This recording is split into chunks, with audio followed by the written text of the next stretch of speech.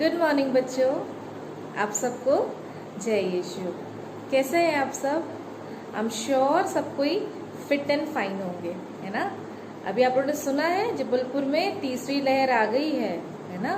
Corona की तीसरी लहर आ गई है। तो अभी तक हम लोग क्या थे? सेफ थे। अभी हम लोग को और सेफ रहना है, इसीलिए पूरा ध्यान रखना, पूरा ख्याल रखना, प्रिकॉशंस लेके रहना बिल्कुल नहीं भूलना है ना। सिर्फ खुद को नहीं, हम लोग अपने पेरेंट्स को, हम लोगों को, जो हमारे छोटे भाई बहन हैं उनको भी हम लोगों को क्या रखना है?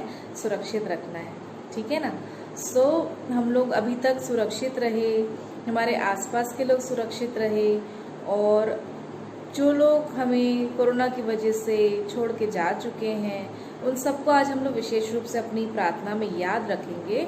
और चलिए एक प्रार्थना के द्वारा हम लोग आज के इस अपनी क्लास को शुरुआत करेंगे, है ना। तो हम लोग हमेशा क्या करते हैं? अपने आँखों को बंद कीजिए, अपने हाथों को जोड़िए और मन में सोचते हुए, विशेष रूप से ईश्वर को धन्यवाद देते हुए, मन में सोचते हुए हम लोग एक छोटी सी प्रार्थना करेंगे, ठीक है।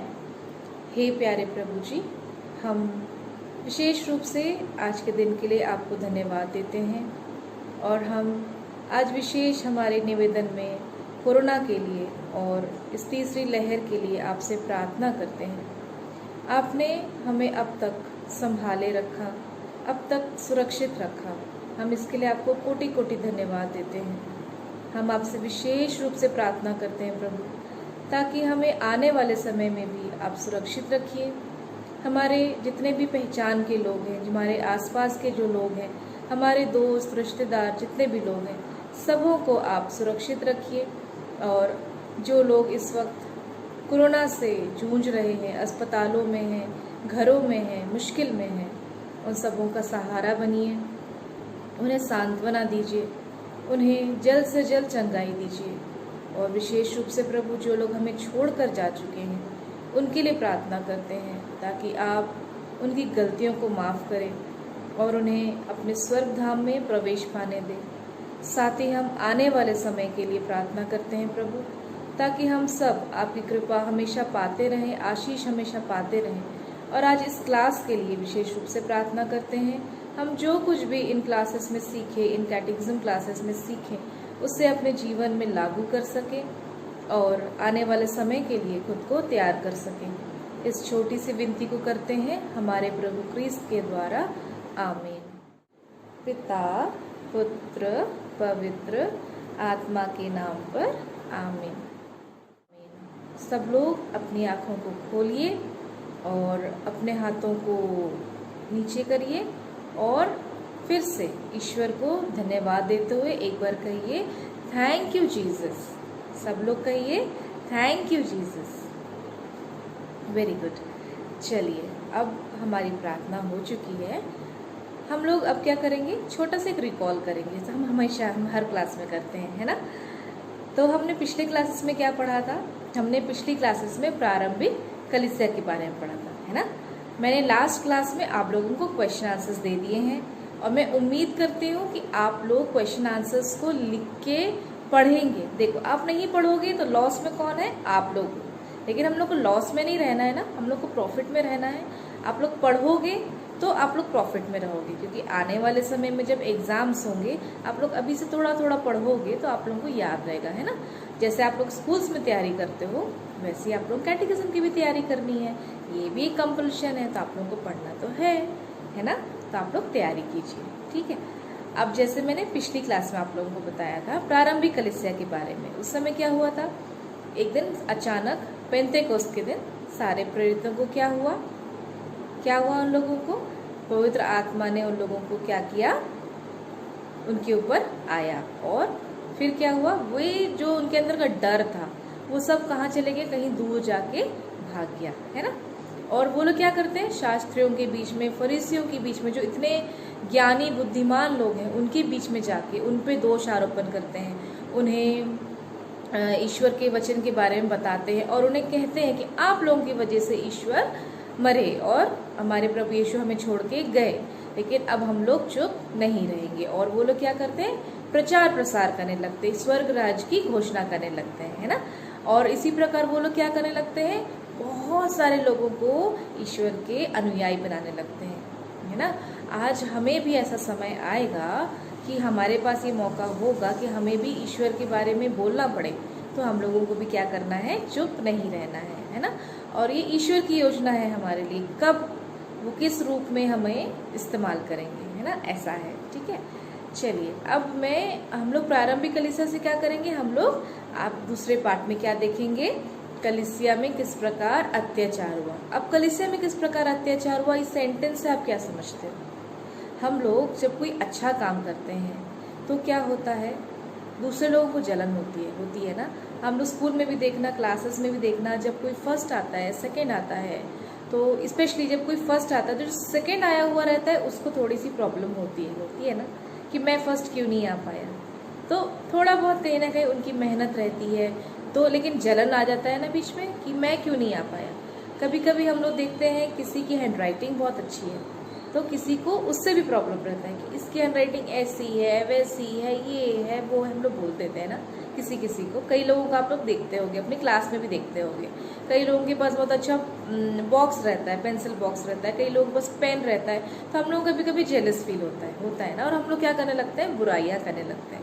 तो इसी प्रकार प्रभु यीशु के समय में भी क्या होता था, जब ये सारे शिष्य ईश्वर के नाम का प्रचार कर रहे थे, तो ये जो शास्त्री थे, फरीसी थे, जितने भी बुद्धिमान लोग थे, उन लोगों को क्या हो रहा था, तकलीफ हो रही थी, उन लोगों को क्या हो रहा था, जलन हो रही थी, है ना। और जलन के कारण वो लोग क्या करते थे, बहुत सारे ट्रिक्स लगाते थे कि इन लोगों का मुंह कैसे बंद किया जाए, क्योंकि जब लोग प्रेरितों की बातें सुन रहे थे तो लोग क्या कर रहे थे, उनकी तरफ आकर्षित हो रहे थे, उनसे अपना रिश्ता बनाना चाह रहे थे, उनकी तरफ जुड़ना चाह रहे थे, इनकी तरफ, प्रभु यीशु की तरफ जुड़ना चाह रहे थे। और इनसे, शास्त्रियों से वो लोग क्या हो रहे थे, दूर हो रहे थे। तो इससे क्या हो रहा था, शास्त्रियों को तकलीफ हो रही थी, है ना। तो अभी यही सब चीज़ों को हम लोग देखते हैं कि जब ये लोग अच्छा काम कर रहे हैं तो उन पे जाहिर सी बात है अत्याचार तो होगा। ये लोग क्या करेंगे, इनको चुप कराने की कोशिश करेंगे ना। आप लोग भी जब कुछ अच्छी बात करते हो या कोई ऐसी बात करते हो जिससे किसी सामने वाले को बुरा लगता है, तो वो आपसे क्या करता है, लड़ाई करने आ जाता है ना। तो ये लोग भी अब क्या करने लगे थे, प्रेरितों के साथ में लड़ाई करने लगे थे। लेकिन लड़ाई किस रूप में करने लगे थे, वो लोग उन्हें सताते थे, उन्हें प्रताड़ना देते थे। कैसे मालूम है, वो लोग उन्हें जलते हुए तेल में, गरम तेल, हम लोग कभी कभी आग का चटका लगता है तो हम लोग को कितना दर्द होता है ना, 2 दिन तक 3 दिन तक दर्द होता है ना। तो आप लोग इमेजिन करो, प्रेरितों को वो लोग क्या करते थे, कढ़ाई में डाल देते थे, ठंडी कढ़ाई में नहीं, गरम तेल की कढ़ाई में डाल देते। जैसे हम लोग कुछ फ्राई करते हैं, जब हम उसको खाने की छूते हैं, तुरंत छूते हैं, हमें भी कितना गर्म लगता है ना वो। तो आप इमेजिन करो प्रेरितों के साथ में कैसे कैसे अत्याचार हुए। उन्हें गरम तेल में डाल दिया जाता था, उन्हें शेरों के सामने डाल दिया जाता था, भूखे शेरों के सामने उन्हें मारा जाता था। जैसे प्रभु यीशु को क्रूस पे मारा गया, लटकाया गया, क्रूसित किया गया, कीले ठोके गए, वैसे ही इन शिष्यों के साथ भी किया जाता था। और क्या किया जाता था, इन्हें प्रचार करने के लिए रोका जाता था। कैसे, उनके पास जितने भी पैसे वैसे आते थे वो उनसे लूट लिए जाते थे। उन्हें, जैसे अभी हमारा ये घर है तो हम लोग यहाँ पे सेफ हैं, तो उन लोग जहाँ रहते थे, जहाँ रह के वो लोग प्रचार कर रहे होते थे, वहाँ से लोगों को क्या कर दिया जाता था, भगा दिया जाता था। और क्या कर सकते हैं वो लोग, और वो लोग उन्हें भगा देते थे। उन्हें अगर मान लो नौकरी नहीं उन्हें देते थे, मालूम, जैसे अभी हमारे पेरेंट्स काम करते हैं ना, तो उस समय जब नौकरी की बारी आती थी तो प्रेरितों को नौकरी नहीं दी जाती थी। और मान लो अगर कोई नौकरी में होता था तो उसे आगे बढ़ने नहीं दिया जाता था। जैसे हमारे पापा लोग होते हैं ना, क्लर्क बनते हैं, फिर बैंक में देखो क्लर्क बनते हैं, फिर मैनेजर बनते हैं, फिर सीनियर मैनेजर बनते हैं, ऐसे करके उनका पोस्ट बढ़ते जाता है ना। तो वैसे ही प्रेरितों को अगर नौकरी मिलती थी तो उन्हें वो लोग क्या करते थे, आगे बढ़ने नहीं देते थे। ठीक है, तो ये सब भी हम लोग क्या करेंगे, बुक में पढ़ेंगे। इसके अलावा आप लोगों को एक खास बात बतानी है। देखिए 12 प्रेरित थे, हमें पता है ना। 12 प्रेरितों में इतनी ताकत थी कि वो उन्होंने कई अनुयायियों को अपने बीच में लेके आए। पर इनके अलावा 7 ऐसे धर्म सेवकों को चुना गया जो ईश्वर की सेवा में अपने आप को पूरी तरह से लीन कर सके। धर्म सेवक क्या होता है, जो धर्म के लिए अपने आप को निछावर करता है, सेवा करता है, धर्म की सेवा करता है ना। तो ऐसे ही कितने धर्म सेवक थे? 7 धर्म सेवक थे, ठीक है, 7 धर्म सेवक थे। और उन धर्म सेवकों का काम था ईश्वर के प्रचार प्रसार में कार्य करना पूरी निडरता के साथ में। और वो लोग बिल्कुल नहीं डरते थे, जैसे हमारे प्रेरित नहीं डरते थे वैसे वो लोग भी नहीं डरते थे, ठीक है। जो हमारे 7 धर्म सेवक थे, आप लोगों को पता है वो लोग कौन है? नहीं पता ना, चलिए मैं उनके नाम आप लोगों को बताती हूँ। एक है फिलिप, ठीक है, प्रोखोरुस, ठीक है, निकानोर, तिमोन, परमेनास, निकोलस, और सबसे ज्यादा जो निडर थे वो उनका नाम क्या था? स्टेफनुस, है ना। आपने संत स्टेफनुस का नाम सुना होगा। इन सभी को किस किस रूप में मारा गया है ये हम कभी बाद में डिस्कस करेंगे, लेकिन सबसे ज्यादा जो सताए गए और सबसे ज्यादा जो निडर थे इन सब के बीच में वो कौन थे? स्टेफनुस। उन्हें भी शास्त्रियों ने किस तरह से मारा था? पत्थरों से मार दिया था। हम लोग किसी डॉगी को जब हम लोग भगाना रहता है या गैया को भगाना रहता है, हम लोग क्या करते? पत्थर मारते हैं और वो लोग भाग जाते हैं, है ना। पर इन्होंने स्टेफनुस को अपने रास्ते से हटाने के लिए क्या किया? बड़े बड़े पत्थर, छोटे छोटे नहीं, बड़े बड़े पत्थरों से उन्हें मतलब मारते थे। कहीं सर में लग रहा है, कहीं बॉडी में लग रहा है, कहीं नाक में लग रहा है, कहीं चेस्ट में लग रहा है, जहाँ पे भी लग रहा है पत्थर, अब वो तो क्रैक हो रहा है ना, बॉडी क्रैक हो रहा है, चोट लग रही है, खून निकल रहा है। तो ऐसे करते करते करते करते प्रेरितों में से जो स्टेफनुस थे, 7 धर्म सेवकों में से जो स्टेफनुस थे, उन्हें क्या किया गया? शास्त्रियों ने, फरीसियों ने मिलके उन्हें पत्थरों से मार डाला, ठीक है। इसी प्रकार आप लोग सोचना, हमारे भारत में भी कई सारे मार्टियर्स निकले हैं, शहीद हुए हैं प्रभु के नाम पे, है ना। तो ये मैं आप लोगों को छोटा सा होमवर्क दे रही हूँ, आप लोग उनके नाम 1-2 एग्जाम्पल बस, कोई वैसे बहुत सारे हैं पर आप लोग कोई 1-2 का नाम जरूर से याद करके मुझे कमेंट सेक्शन में बताना, ठीक है। मैं उम्मीद करूंगी कि आप लोग रिप्लाई करोगे, है ना। तो अभी हम लोग यही सब चीज़ें बुक में पढ़ेंगे। स्टेफनुस को भी, स्टेफनुस के बारे में थोड़ा सा पढ़ेंगे और किस प्रकार कलीसिया पर अत्याचार हुआ हम उसके बारे में पढ़ेंगे, है ना। और आप लोग देखना जो हमारा दूसरा पार्ट है, हमारे दूसरे पार्ट का नाम क्या है? कलीसिया पर अत्याचार। अभी हम लोग इसी के बारे में पढ़ने वाले हैं, ओके। तो मैं अभी आप लोगों को बुक से रीड आउट करूंगी ताकि जो कुछ भी मैंने आप लोगों को बताया है वो आप लोगों के लिए ईजी हो जाए, ठीक है ना। इतना समझ में आ गया ना। देखो मैं बार बार बोल रही हूँ बच्चों, सिर्फ मैं नहीं और भी क्लासेस के टीचर्स हैं जो लोग पढ़ा रहे हैं। तो आप लोगों को छोटे भाई बहन भी अगर कोई है, आपको डाउट होता है तो आप लोग कमेंट सेक्शन में क्वेश्चंस कीजिए, पूछिए और फिर हम लोग उनका अगली क्लास में आंसर देंगे, ठीक है ना। चलिए अब मैं आप लोगों के लिए बुक से पढ़ती हूँ, ठीक है। स्टेफनुस उन 7 धर्म सेवकों में से थे जो प्रेरितों के काम में हाथ बटाने के लिए नियुक्त किए गए थे, ठीक है। वे किस लिए नियुक्त किए गए थे? प्रेरितों के काम में हाथ बटाने के लिए।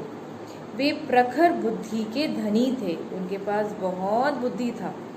यद्यपि प्रभु यीशु के मरने के बाद प्रारंभिक कलीसिया में भय छा गया था, फिर भी स्टेफनुस निडर होकर प्रभु यीशु के बारे में प्रचार करते थे, है ना। हमने प्रारंभिक कलीसिया के बारे में पिछली क्लास में पढ़ा ना, तो वही सारे प्रेरित और जितने भी धर्म सेवक बने वो लोग क्या हुए? निडर हो गए और उन्हें अब किसी प्रकार का डर नहीं लगता था और उनका सिर्फ एक ही काम होता था, वो क्या होता था? प्रचार प्रसार करना, ठीक है। वे अनुग्रह तथा सामर्थ्य से परिपूर्ण होकर जनता के सामने बहुत से चमत्कार और चिन्ह दिखाते थे, है ना। तो अब जब उन्हें ताकत मिल गई थी तो प्रभु यीशु क्या करते थे? चंगाई करते थे, चमत्कार दिखाते थे। तो अब वही चीजें प्रेरित और ये सारे धर्म सेवक भी करने लगे थे, ठीक है। उनके विरोधी उनके ज्ञान का सामना करने में असमर्थ थे क्योंकि वे आत्मा से प्रेरित होकर बोलते थे, है ना। तो जब पहले तो हमको मालूम है कि जितने भी प्रेरित थे वो लोग क्या थे? पढ़े लिखे नहीं थे ना। तो उन्हें जब पवित्र आत्मा मिला उसके बाद उनमें क्या आ गया? ताकत आ गया। ताकत आ गया, उनमें बोलने की शक्ति आ गई।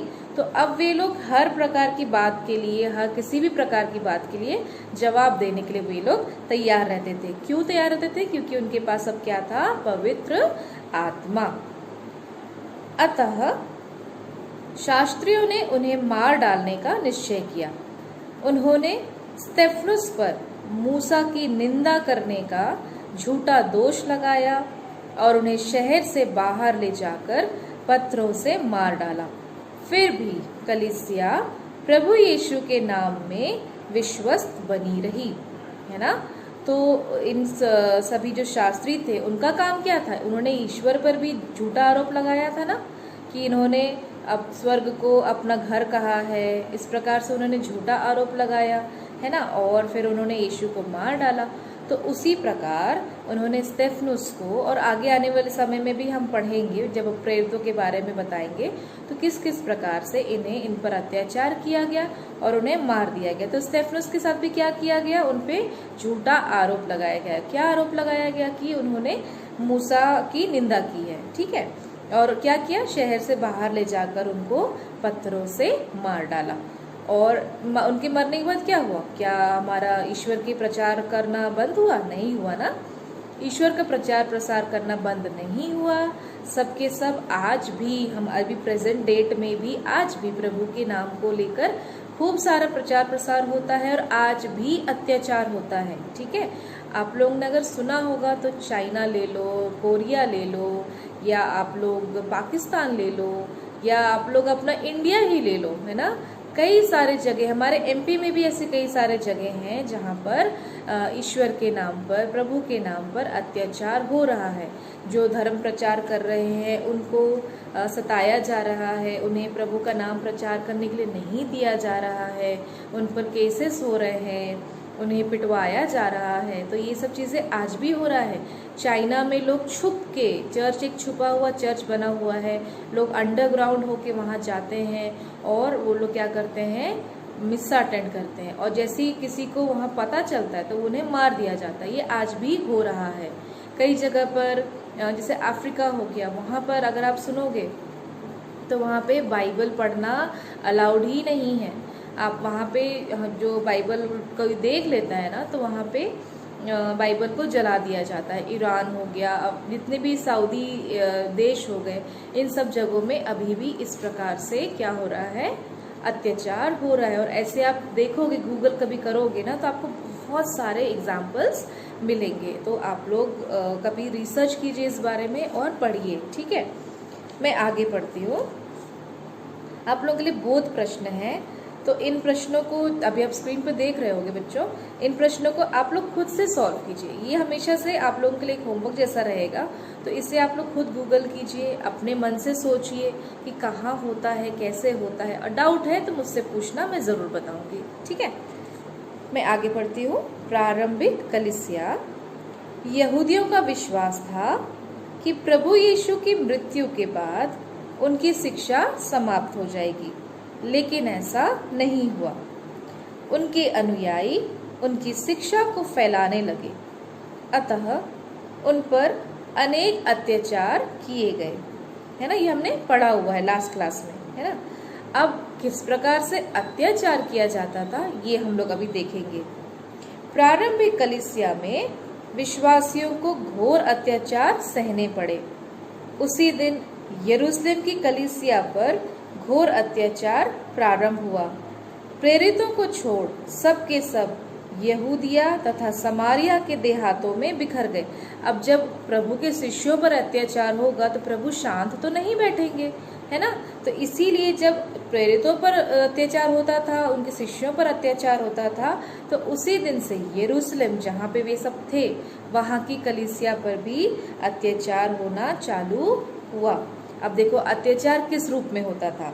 उन्हें कोड़ों से मारा जाता था, उनको देश से निर्वासित किया जाता था, उनकी संपत्ति लूट ली जाती थी या जब्त कर ली जाती थी, उन्हें नौकरियां नहीं दी जाती थी, नौकरियों से बर्खास्त कर दिया जाता था, बर्खास्त मतलब निकाल दिया जाता था, पदोन्नति नहीं दी जाती थी, उनको प्रमोशंस नहीं मिलते थे, उन्हें तलवार की घाट उतार दिया जाता था, किसी को जिंदा आग की भट्टी में फेंक दिया जाता था या खौलते कड़ाही के तेल में डाल दिया जाता था।